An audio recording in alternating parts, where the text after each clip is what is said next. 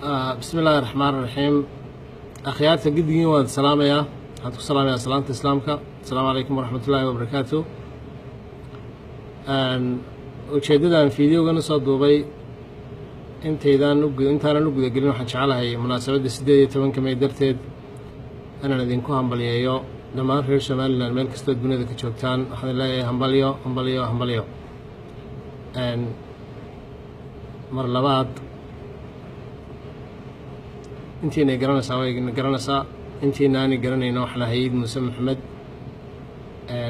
فيديو انا حنا سو دوبay ilaa xalay ilaa shalay waxa Facebook la wareejinayay muuqaal iyo sawir iyo oran muuqaal sawir loo sameeyay sida video-ga oo kale codna lagu duubay sawirka saaran waa sawirkayga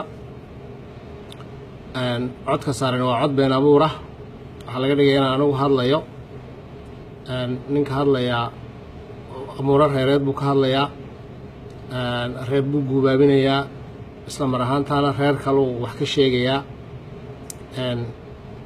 ummadda reer Somaliland waxaan u sheegayaa codkaasi inaanu codkayga ahayn ninkii maalin si aan u wada hadlayno uu garanayaa inaanu codkaasi codkayga ahayn inta aan codkayga hore u maqalna waxaan jeclaystay balanay barbar dhigaan codkaygan hadda u baxaya dabeetana sidaas iyagu go'aanka ku gaadhaan taas waa qodob waxaan jeclahay inaan la hadlo dadkii muuqaalkan sameeyey way isgaranayaan anna waan garanayaa kale waa kudlad iskaashatay laga yaabaa qaarkiin inay arkeen website-ada qaar baabay arrintaasi headline u ahayd news item oo soo qaateen warkaa been abuurka iyo buhutaanka anigu ma yihi nin siyaasi ah mana yihi aqoon-yahan mana yihi wariye mana yihi mufakkar waxaan qof shicba siyaasadda meel la kagama jiro haddii laga tagi waayo xisbi baan taageerada xisbiga dabcan xaq baan u leeyahay waxa weeyaan isxagashadu ma fiicna kaftanka iyo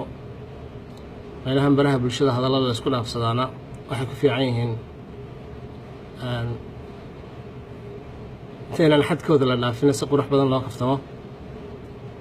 waxa nin baa bari awr laga xaday markaasuu isnaynta irbad xaday buu rag isku raya hadday maanta kaa xumaato waxa laga yaabaa inay berri ku hagaagto laakiin baashi xadka ha ka saarin dhalinyaro milgaha ilaaliya